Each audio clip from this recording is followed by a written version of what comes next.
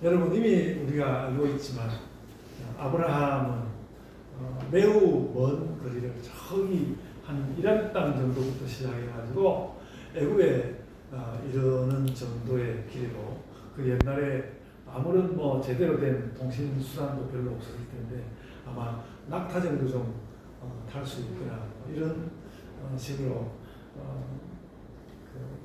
여러 가지 환경도 어렵고 또 주변에서 많은 사람들이 아브라함은 떠도는 사람이고 그 땅에 있는 사람들은 모두 다 또 경계가 많은 가운데서 어려운 삶을 사실 살았는데 떠돌면서 어려운 삶을 살았는데 그래도 오늘 성경은 아브라함을 아주 복받은 사람으로 묘사하고 있고 오늘 우리 읽은 말씀 그대로 앞부분에 1절부터 3절까지에는 그 복이란 말이 연속해서 나오는 만큼 복받은 사람 아브라함의 이야기가 하고 있습니다. 오늘 저는 그렇게 오늘만 아니라 이 요즘 몇 날을 느끼고 해를 또 다시 넘기고 그렇게 하면서 건강 상태가 이전보다 조금 더 좋지 못했다는 것을 이렇게 느끼면서 그러니까 제 몸 가운데서 어떤 복을 필요로 하는 것을 느끼고 또 생활의 여러 가지 환경 가운데서 복을 필요로 하는 것을 복을 느끼는 거기에서 오히려 하나님께서 우리에게 주시는 복이 있다는 생각을 하고 그러면서 오늘 또 창세기 말씀을 전하면서 계속해서 제가 복을 주제로 삼고 있다는 것을 새삼 느끼고 오늘 아브라함이 받은 그 복이 우리에게도 잘 전해지고 여러분의 2026년의 삶이 또 이어오는 모든 삶이 복이 가득한 그런 삶이 되기를 소원합니다. 여러분, 그래서 우리는 하나님 형상과 복이 함께 얽혀 있는 것을 아담에게서 보았고 또 그 복이 아담의 후예들에게도 이어지고 있는 것을 말씀으로 지난주까지 말씀 가운데서 이렇게 본 바가 있습니다. 오늘은 아브라함에게 하나님께서 어떻게 복을 주셨는지 살펴보려고 하는 것입니다. 우리는 아브라함을 부를 때 보통 이제 믿음의 조상 아브라함 이렇게 많이 부릅니다. 특별히 그 일을 위해서 바울이 로마서에서 그것을 애써서 논증을 했고 맞는 말이라고 생각합니다. 심지어 또 이슬람교 사람들까지도 아브라함은 매우 훌륭한 사람으로 생각하고 이스라엘이 아브라함을 거의 신과 같이 숭배한다 할 정도로 아브라함을 따르고 하는 그런 일을 우리가 알고 있지 않습니까? 아주 특별한 인물로 여기고 있습니다. 그런데 오늘 본문에서 드러나는 것은 어쨌든 오히려 아브라함은 복 그 자체였습니다. 아브라함이 믿음의 조상이라는 것과 또 복받은 조상이라는 것은 아마도 서로 통할 것입니다. 그가 믿음의 조상이다, 또 복을 받은 조상이다 같은 뜻으로 통할 거라고 합니다. 믿음의 조상 아브라함이 복받은 조상이기도 한 것을 그래서 오늘 본문은 복받은 조상 아브라함 이렇게 살펴보려고 합니다. 믿음의 조상 아브라함은 이미 널리 여러 가지 아주 기독교 안에서는 너무너무 중요한 이야기로 가장 중심된 신학의 요체로 이렇게 늘 이야기되어 오고 있으니까 오늘 우리는 복의 조상 아브라함을 쭉 찾아가 보려고 합니다. 아브라함은 어떤 복을 받았는가? 복 혹은 또 축복이라는 말은 본문 1절로 3절에서 5번에 걸쳐서 나옵니다. 즉 말하자면 뒷부분도 그렇지만 1절부터 3절 거기에서는 그 복이라는 말이 주제어라는 것이죠. 그 중에 먼저 본문 2절을 한번 봅시다. 본문 2절을 보면 내가 너로 큰 민족을 이루고 복을 주어 내 이름을 장대하게 하느니 너는 복이 될지라 이렇게 말씀하고 있습니다. 너는 다른 어떤 존재만 너는 이렇게만 너는 이런 사람이야, 너는 저런 사람이야 여러 가지 그 존재에 관한 이야기를 많이 하는데 너는 다른 어떤 존재가 아니라 너는 복이야, 너는 복이 될 거야, 너 그 자체가 복이 될 거야. 그렇게 너는 복 자체가 될 것이다 이렇게 말씀하고 있습니다. 어떻게 한 사람이 그러니까 우리 자신이 너는 복이 될 거야. 제 자신이 복이 된다면 얼마나 좋겠습니까? 근데 아브라함이 그렇다는 것이고 어떻게 그런 일이 일어날 수 있는지 우리가 말씀 가운데서 물어야 하지 않겠습니까? 2절 말씀은 그런 말을 하고 있는 것입니다. 그래서 복을 중심으로 오늘 2절 말씀을 좀 줄여보면요. 이런 것이죠. 내가 너에게 복을 줄 테니까 내가 너에게 복을 주어서 내가 주는 그 복을 받으면 너는 복이 될 것이다. 내가 너에게 복을 주어서 너는 복이 될 것이다. 그런 말씀이죠. 그래서 하나님께서 복을 주시면 그 복을 받은 사람은 복이 된다는 것입니다. 여러분 이 말씀이 좀 이렇게 강하게 좀 다가오십니까? 저는 2026년에 출발하면서 이 말씀을 제 비전으로 삼고 싶습니다. 하나님이 저에게 복을 주시면 저는 세상에 나가서 복이 되겠습니다. 어디나 누구를 만나든 내가 복이 되겠습니다. 그런 생각을 하게 되었습니다. 우리가 복음 전하고 전도하는 것도 그런 거 아닐까? 우리가 복이 되어서 그러니까 우리가 바깥에 나갔을 때 사람들이 딱 우리를 보면서 저 교회 사람들 또 전도하러 나왔구나 시끄럽겠네 이렇게 생각하는 것이 아니라 우리가 전도하러 나갔을 때 저 예복교회 사람들 나왔구나 진짜 복스럽게 보인다 이렇게 보이면 저절로 전도가 되지 않을까 이런 생각이 드는 것이죠. 하는 것은 어렵겠지만 이런 것이 전도가 아닐까 여러분. 그래서 이런 말씀을 들으면 그 어떤 우리의 믿음의 세포가 그리고 뭔가 하나님께로부터 복받은 그런 어떤 세포가 막 환호하는 것 같지 않습니까? 하나님은 아브라함에게 그런 것을 원하신 것 같습니다. 내가 너에게 복을 줄 테니까 너는 나가서 사람들에게 복이 되어라. 가서 다른 사람들에게 복이 되어라. 그래서 이제 그 말이 참 좋기는 한데 너무 허황되게 들리지 않느냐. 내가 어떻게 복이 됩니까? 그런 생각이 들 수 있죠. 여러분, 제가 대학 다닐 때 친구들과 이렇게 많이 어울려 다녔습니다. 원래 옛날에 철학과라는 곳은 수업을 안 듣고 맨날 놀러 다니는 과가 철학과였거든요. 그랬습니다. 저도 많이 그때는 놀러 다녔습니다. 그러다가 이제 사귄 후배가 한 사람 있습니다. 저보다 한 5살 아래. 근데 생각을 해보니까 못 본 지가 한 40년 가까이 되었고, 사람, 자기는 교회도 안 다니는데, 사람들에게 제 연락처를 묻고 물어서 전화를 했다 하면서 연락이 왔습니다. 그래서 2월달에 사모님과 함께 가서 그 부부를 만나기로 하였습니다.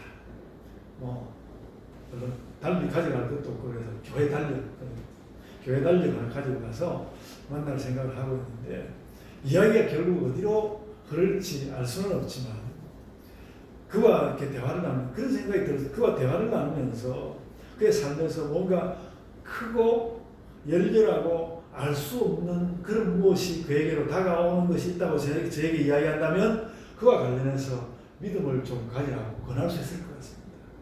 아주 복음을 막 열심히 전하고 그러기는 쉽지 않겠지만 그러니까 긴 세월 후에 후배를 만나는 것이 무슨 뜻이 있을까?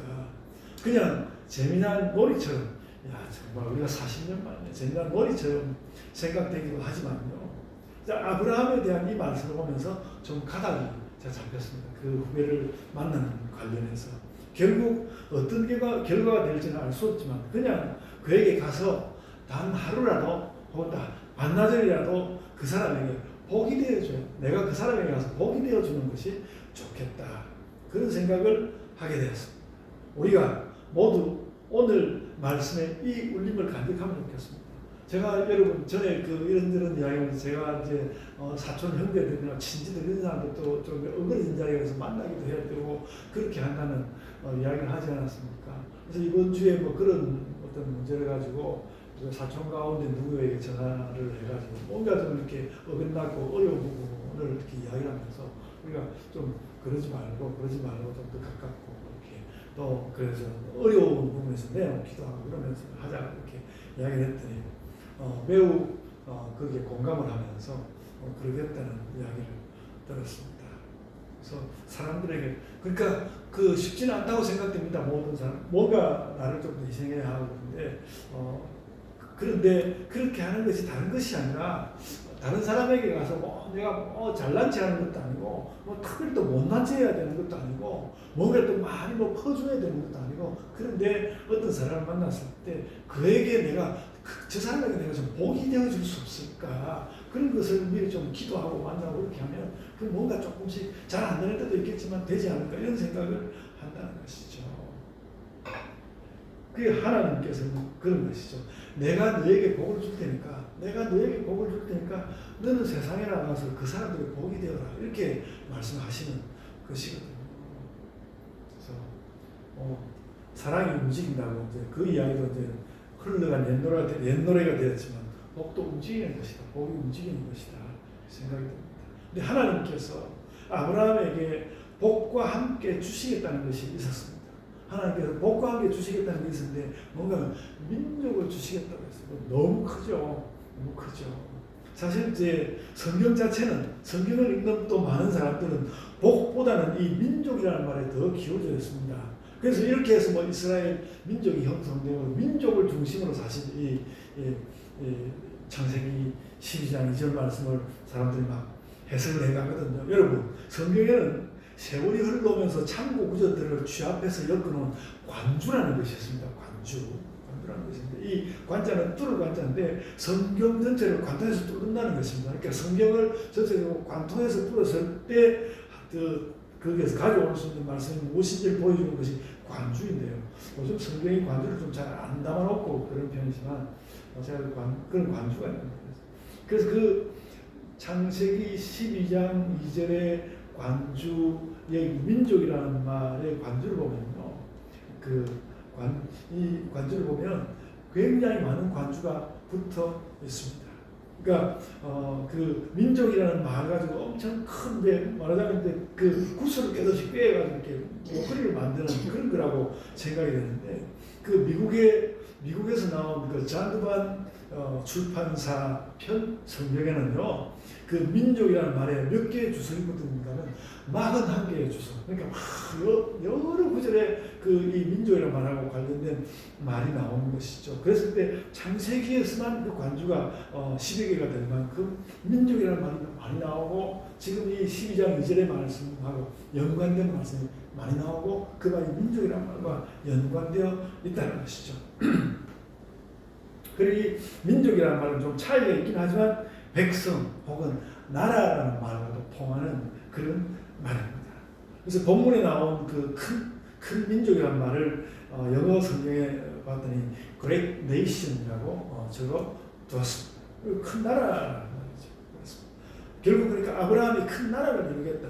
하나님께서 아브라함에게 복을 주시는데 큰 나라를 이루게 하겠다는 말씀을 함께 주셨습니다. 그래서 하나님은 아브라함에게 복을 주시는데 나라를 만들어서 내가 복을 주마. 이게 굉장히 좀 특별하죠. 누구에게나 그런 표현은 아닌 것 같아요. 나라를 만들어서 내가 복을 주마.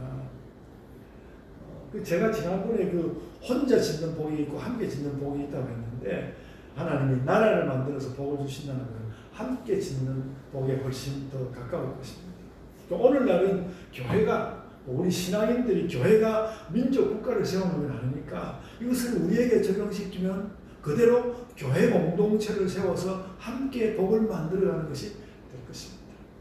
우리 교회가 막 신자들이 많고 그러지는 않지만 저는 이 아브라함에게 하나님께서 민족을 복과 함께 민족을 줄 것이라는 그 말씀을 오늘 새삼 이렇게 받으면서 우리가 복을 받는 함께 우리가 복을 받는데 교회와 함께 복을 받는다는 그런 의미가 이 말씀 가운데 또렷이 들어있고 이 12장 2절의 말씀을 해석하면 정확하게 저는 그 말씀이라고 생각합니다. 좋은 교회를 세워서 우리가 서로 주고받는 복, 그걸 내가 너희에게 주마. 그러니까 너희들끼리 많이 주고받고 나누고 그리고 바깥에 나가서 이 복을 남들이 나눠 주라는 것입니다. 복을 나눠 주라. 그래서 2절 말씀을 전체적으로 해석하면 이런 말이 됩니다. 하나님께서 말씀하십니다. 내가 너에게 복을 줄 테니 너는 가서 사람들에게 복이 되어라. 사람들에게 복이 되어라. 어떤 식으로 하는가 하면 좋은 교회를 세워서 사람들에게 가고 그래가지고 그 사람들에게 복이 되고 또 나누어라. 그리고 그 복 주는 일을 넓혀서 가라. 이것이 창세기 12장 2절 말씀 오늘 우리 교회가 해석해서 가질 수 있는 말씀이라고 생각하고 저는 정확하게 이 말이라고 생각합니다. 2절에 나오는 복에 대해서 할 말이 조금 더 남았는데요.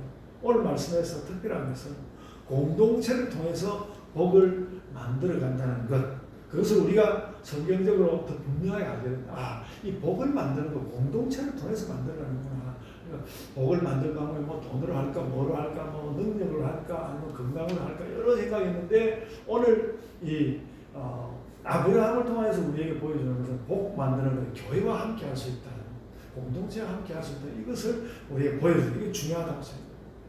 그렇다면 그 공동체는 또 대체 뭘 해서 복을 만들어가는 것일까? 말씀 자체가 그런 것을 설명하지 않습니다만, 근데 이제 공동체 그와 함께 뭐로 이제 복을 만들까? 근데 오늘 1절 말씀 끝에 가보면요, 명령어가 하나 나옵니다. 가라라는 말이요. 가라 모세라는 뭐 찬양도 그렇습니다. 가라라는 명령어가 나오고요. 그리고 5절 말씀 중간쯤에 가면요, 가나안 땅으로 가려고 떠나서 그런 말이 나옵니다. 간다는 말이 또 이렇게 나오고, 또 조금 다르지만 5절 말미에는 마침내 가나안 땅에 들어갔더라, 그렇게 말씀이 나옵니다. 그래서 세 번에 걸쳐서 간다는 말과 가까운 말이 나오는데, 맨 처음 1절에서는 하나님의 가라는 명령이고 5절에서는 명령대로 갔다는 말이고, 또 5절 하반절에서는 조금 느낌이 다르지만 들어갔다는 말씀입니다. 하나님의 말씀, 하나님의 명령이 주어지고 그것이 착착착착 이렇게 진행이 되는 것이죠. 그래서 이 절들을 합쳐서 보면 가라는 명령을 듣고 정말로 가서 목적지에 도달했다는 이어지는 과정입니다. 이런 식으로 우리가 복을 만들어가는 거 아닌가 생각한다는 것이죠. 아브라함은 아마도 이렇게 가나안으로 들어가서 정말 복이 되려고 했을 것입니다. 그래서 우리가 그 아브라함이 우리 성경에 보면 아브라함이 그 롯을 잡아간 그 왕하고 그돌라오멜이라고 그 왕하고 싸우고 이런 것도 나오고, 그래서 우리가 창세기 그리고 또 그 구약 성경에 다른 데 보면 계속 전쟁하는 거 많이 나오고 있는데, 그 아브라함이 그 하란에서 그 유프라테스 강을 건너가가지고 그 땅에 가나안 땅에 살면서 어떻게 다른 사람에게 복이 되려고 했는지 그거 한번 좀 살펴볼 필요가 있다고 생각합니다. 그러니까 성경을 물론 여호수아 같은 데 보면 전쟁밖에 없지만 그 전쟁 말고 복이 되기 위해서 모든 그 성경에 나오는 선조들이 어떻게 했는지 좀 살펴볼 필요가 있다고 저는 아브라함이 그렇게 했다고 생각합니다. 물론 아브라함이 신학자처럼 복을 어떻게 정착시킬지 연구한 것은 아닐 겁니다. 그런데 아브라함은 하나님 명령에 순종함으로써 복의 시초를 마련했습니다. 그런 명령을 듣고 그대로 행하고 목적지에 도달하였습니다. 아주 간결합니다. 가라고 하는 하나님 말씀에 두말 없이 순종해서 간 것입니다. 순종이라는 말 너무 많았어요. 순종 이야기, 순종하면 복 받는다, 그런 이야기는 제가 안 해도 너무 많이 들었는데 그래도 그렇습니다. 그리하여서 이어지는 그 후예들의 역사는 이 복을 성장시키기도 하고 훼손하기도 하고 그랬을 것입니다. 그런데 아브라함은 어쨌든 하나님 명령에 순종함으로써 복의 시작을 이루었습니다. 그래서 여러분 2026년에 그 우리 버전에 가라는 하나님 명령이 각자에게 다르게 들려오고, 또 때로는 제가 이렇게 뭉쳐서 우리 교회가 가질 수 있는 우리에게 하나님께서 가라고 하는 명령은 무엇인지, 아브라함에게는 가라고 그러는데 우리에게는 어떤 명령을 올지 그 명령에 좀 귀를 기울이고 그랬으면 좋겠습니다. 그래가지고 그것을 우리가 실현시켜 가는 것이, 그 명령대로 우리가 가면 우리의 교회의 모습, 복받은 교회의 모습, 여러분들도 지체들로서 복받은 지체들로서의 모습을 갖게 될 것입니다. 요즘 세상에 일어나는 이야기 좀 하고 싶은데요. 여러분, 우리 국민들이 조금 정치를 아는 사람이 모두 다 검찰 개혁을 너무너무 기다렸는데 그 영 잘 안 되는 것 같습니다. 영 잘 안 되는 것 같고, 민정수석이라는 사람이 이전에 검찰 개혁을 반대하는 사람이었는데 하여간 어쨌든 대통령이 글을 보내서 그게 세우고 그렇게 했다는데, 이번에 입법할 거라고 입법 그 예고를 내놨는데 너무너무 개혁으로서는 좋지 않은 그런 법안을 내놓았다는 이야기를 듣고, 제가 이렇게 아마추어로서 들어도 안 되겠다는 생각이 많이 들고, 그래서 그런 민정수석도 물러나고 자꾸 이렇게 일 어그러지게 하는 법무부 장관도 물러나고 그렇게 했으면 좋겠어요. 그렇게 했으면 좋겠습니다. 이게 제가 무슨 이야기를 하는가.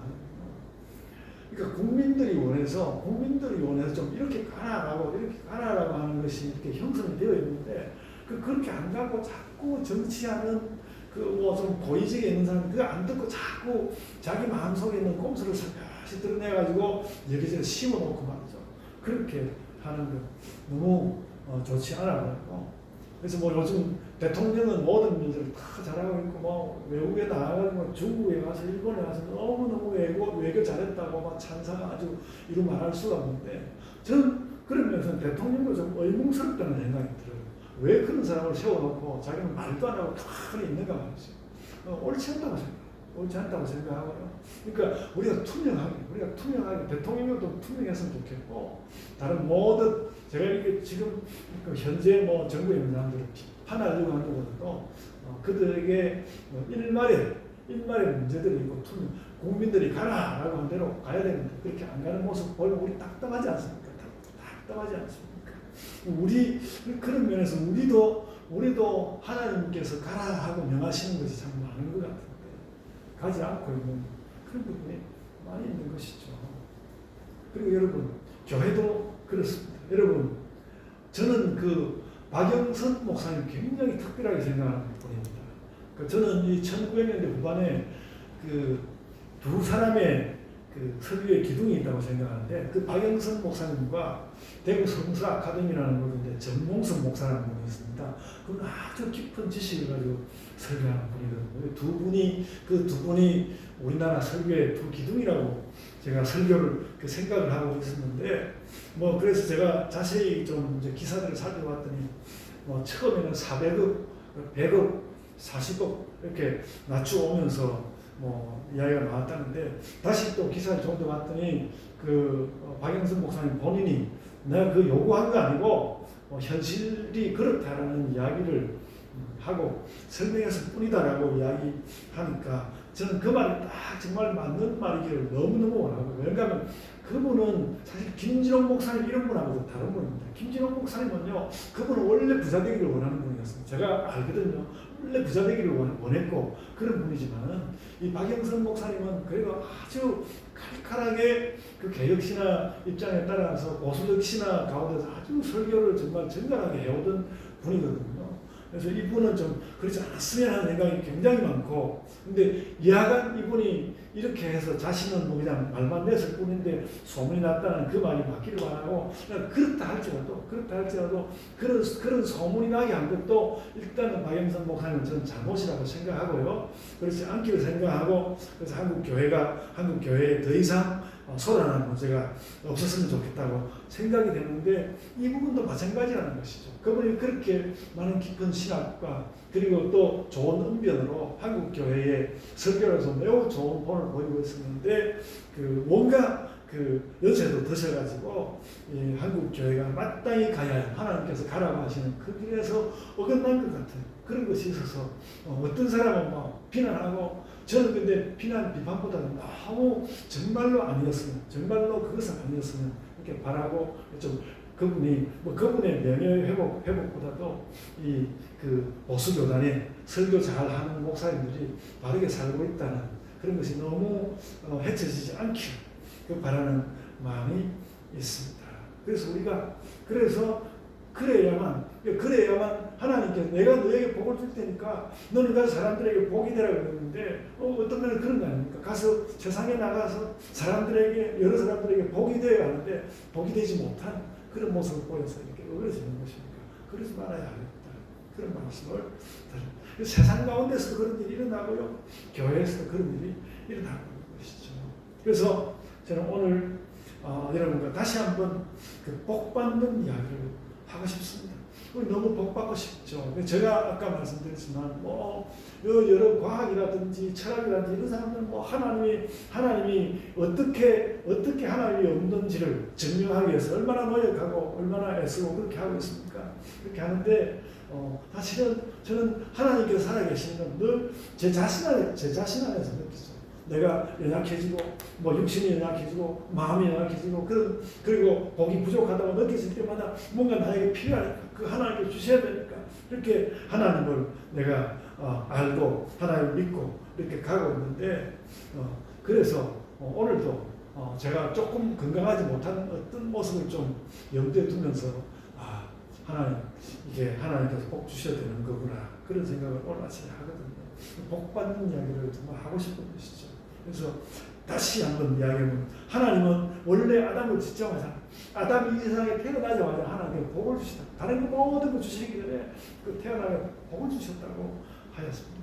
그리고 그 후예들에게도 그 형상이 좀 뒤틀어져 가지고 형상과 복이 좀 틀어지기는 했지만 그래도 그 복이 이어져 가게 하였습니다. 아담의 후예들에게 이어져 가게 했던 그 복을 지금 아브라함에게도 하나님께서 주시겠다는 거거든요. 그 복을 너에게 주겠다. 그렇기 때문에 이 아브라함은 믿음의 조상이기도 하지만 그 복의 조상이기도 하다 말이죠. 하나님 주시는 그 복은 하나님이 주시는 복은 능력이 있어. 세상에도 우리나라도 얼마나 복 좋아합니까? 온통 복이라는 글자 투성인데 그 하나님께서 주시는 그 복은 능력이 있어서 아브라함 자신이 먼저 복이 되게 하셨고요. 그래가지고 복이 되게 하셔가지고 또 다른 사람들에게 복이 되게 하시는 것이죠. 그리고 그 복은 아브라함이 민족을 일으켜서 얻었던 것처럼 교회 공동체가 함께 가면서 만들 수 있는 복이라는 것이죠. 우리도 그런 복을 만들 그런 어떤 이유가 있는 것이죠. 그러니까 교회는 세상에서 복이 될 가능성을 아주 무한히 가진 것이죠. 왜냐하면 하나님께서 교회에게 복을 주셨으니까, 공동체를 만들고 교회에게 복을 주셨으니까 굉장히 세상에 나가서 복이 될 가능성이 많이 있는 것이죠. 우리가 그런 마음을 가져야 해요. 그러니까 우리가 뭘 가지고 할까 그런 것이 아니라 하나님께서 복 주시고 우리가 복이 되라고 했어요. 정말로 어디든 나가서 내가 정말 복이 되어야 되겠구나. 그런 결심을 저는 해야 한다고 생각합니다. 그래서 그런 교회가 복을 이렇게 사람들에게 전할 수 있는 많은 가능성을 가지고 있는데 그런 것이 훼손되지 않도록 제가 박영선 목사님 이야기하는 것이 그런 것이 훼손되지 않도록 교회가 많은 노력을 해야 합니다. 그런데 내가 그걸 지키려고 해도 내가 그 복을 지키려고 해도 또 공동체의 어떤 사람이 그 원래의 복에서 벗어나면 공동체 안에서 바로잡기가 힘든 것이죠. 제가 이야기가 그 이야기고 전체 한국 교회 공동체라고 생각해 보면 그런 큰 교회들이 얼마나 문제를 많이 일으킵니까? 계속 이렇게 가지고 얼마나 큰 교회의 문제 때문에 작은 교회들이 얼마나 고통스럽습니까? 사실은 그렇거든요. 그렇습니다. 그들이 물론 작은 교회들도 없기도 하지만 그렇습니다. 그런 것을 그래서 알아야 하고 그래서 또 나도 이 공동체를 이루어가는데 교회 공동체의 복에다가 훼손을 입히는 일이 없을까? 그건 당연히 생각해야죠. 그래서 바로 이런 복에 대해서 우리는 말씀도 나누고 다짐도 나누고 기도도 하고 그렇게 하면서 이런 복이 무엇인지 생각도 하고 복을 실천해야 하는 것이고 그것이 교회의 기도라고 생각합니다. 그래서 하나님 저희가 하나님 주시는 복을 받고 또 그 복을 지켜내는 교회가 되게 하소서. 이런 기도를 우리가 가지고 살아야 할 것 같습니다. 여러분, 제가 이제 한 말씀 하고 마치려고 하는데요. 제가 요즘 복에 대한 관심이 너무 많습니다. 복에 대한 관심이 너무 많고, 복에 대해서 자꾸 더 설교하고 싶고, 더 분명히 깨닫고 싶고 그러는데, 복에 대해 설교하면서 복에 대한 느낌 이런 것이 이래저래 좀 생기곤 하는데요. 어제 저녁에 그런 생각이 들더라고요.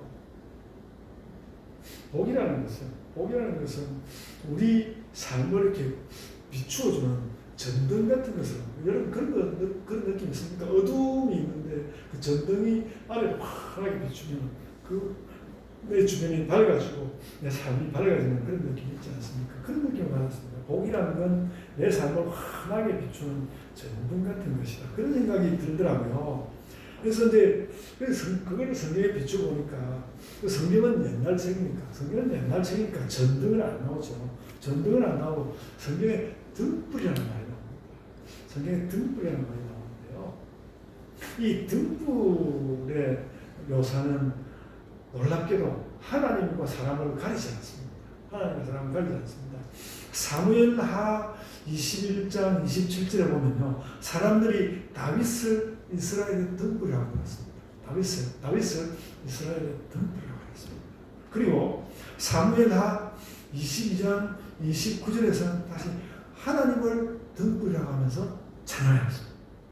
그리고 여러분, 열왕기에서는 여기저기에서 몇 군데에서 열왕기에서는 왕이 즉위하면 그 왕이 백성들에게 등불이 된다고 그렇게 이야기하고 있습니다.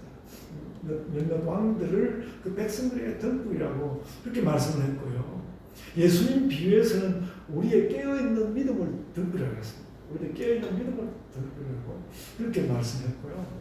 마침내 그러다가 여러분, 계시록 21장 23절에서는 어린 양 예수님을 등불이라고 불렀습니다.